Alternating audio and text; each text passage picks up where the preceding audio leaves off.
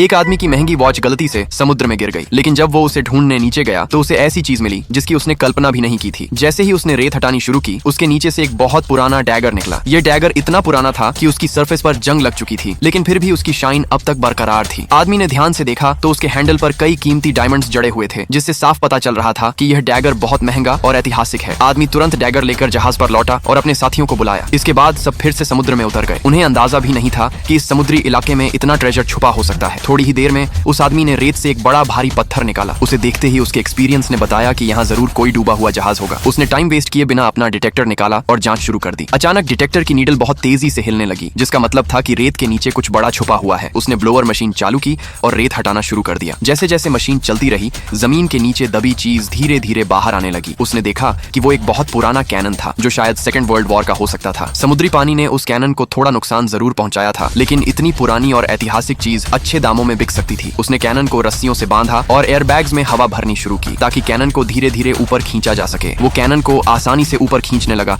लेकिन जैसे ही वो सरफेस के पास पहुंचा, अचानक एक हाई स्पीड बोट उसके ठीक ऊपर आ गई। पता चला कि मरीन पुलिस आसपास पेट्रोल कर रही थी। उन्होंने देखा कि वहां एक जहाज खड़ा है, जबकि यह इलाका एक्सप्लोरेशन के लिए प्रोहिबिटेड था। इसलिए उन्होंने कैनन को पानी से बाहर निकालने की हिम्मत नहीं की। उसके एक साथी ने पुलिस को बातचीत में उलझाने की कोशिश की, लेकिन पानी में ज्यादा देर तक रुकना आसान नहीं था। इसी बीच पॉल ने फैसला किया कि वो थोड़ा ऑक्सीजन रिलीज करके कैनन को वापस नीचे गिरा देगा, लेकिन उसके एक साथी से गलती हो गई और उसका हाथ फिसल गया। उसने एक बार में सारा ऑक्सीजन रिलीज कर दिया। कैनन तेजी से नीचे गिरने लगा और उसका साथी भी उसके साथ खींचता चला गया। उसका एक हाथ कैनन के नीचे फंस गया। सब साथी मदद के लिए आगे आए, लेकिन कैनन इतना भारी था कि कोई उसे हिला भी नहीं पाया। ऊपर से ऑक्सीजन भी लगभग खत्म हो चुकी थी। अगर ऐसे ही चलता रहा तो सबकी जान जा सकती थी। इस संकट की घड़ी में पॉल ने दिमाग लगाया। उसने बची हुई ऑक्सीजन एयरबैग्स में भरी और पूरी ताकत से कैनन उठाने की कोशिश की। एयरबैग्स की मदद से सबने मिलकर अपने साथी को बचा लिया। जब सब जहाज पर लौटे तो देखा कि मरीन पुलिस अब भी वहां खड़ी थी, लेकिन किस्मत ने साथ दिया, क्योंकि उनके साथी नीला ने देखा कि पुलिस में से एक उसका पुराना दोस्त था। थोड़ी बातचीत के बाद उसने उन्हें वहां से जाने दिया। इस घटना के बाद पॉल को यकीन हो गया